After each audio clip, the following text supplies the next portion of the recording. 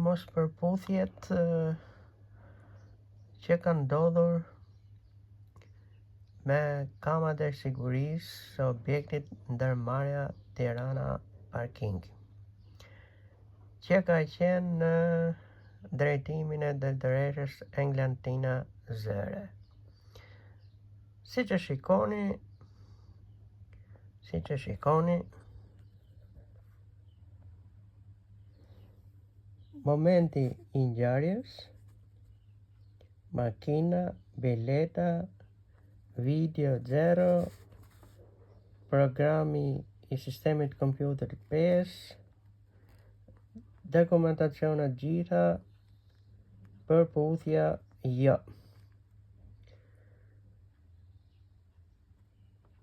Momenti 12:38, makina 5, bileta 5, video 2, programi 5. Të gjitha nuk përputhen.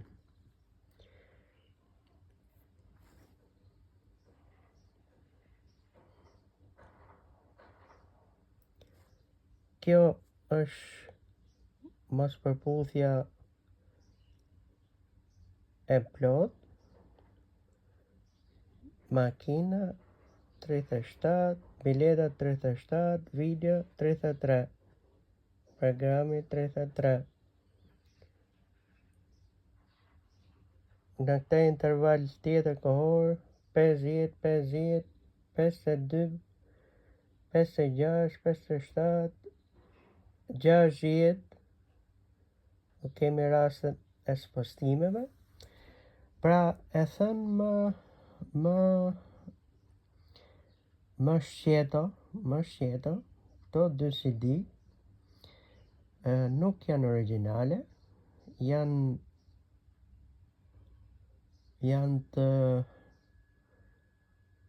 të fshira.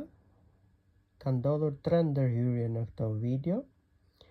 Kemi fshirjen materialet total, kemi spostim të materialet para në kohë dhe spostim brapa. Pra kemi një montazh shumë të mirëfillt me ndërhyrje, me më shumë ndërhyrje, pra një falsifikim kompjuterik shumë i rëndë, dhe ligjërisht kjo meriton një dënim tepër të lartë për shumë arsye, jo vetëm si veprim i kryer, por ky veprim mund të dënojë dhe të lejë në burg, mund të bëjë dëm personave të tretë apo të katërt, si punojësit, ashtu dhe klientit. Pra kjo është mënyrë që ka bërë drejtoresha zonja Englantina Zëre.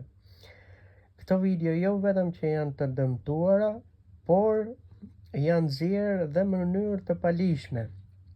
Ligji i sigurisë shtesë publike vitit 2016 e përcakton qartë si kryhet veprime me këto video. Pra këto video në bazë ligjit duhet t'i merrte policia e shtetit me një kërkesë drejtuar zonjës Englantina Zëre. Dhe këto video duhet të ishin nxjerrë me një përfaqësues të policisë gjyqësore, prokuror e tjerë. Pra ka 2 të këqija të mëdha kjo video, këto 2 CD kanë 2 të këqija që janë shkelje, edhe janë dëmtuar dhe janë nxjerrë edhe në mënyrë të palishme. Dhe shkelja e ligjit është në harmoni të plot, pra cënon interesin tim dhe mundohet të justifikoj punën e drejtoreshës apo kolegëve të mi. Kjo është mënyra që ka ofruar ndërmarrja Tirana Parking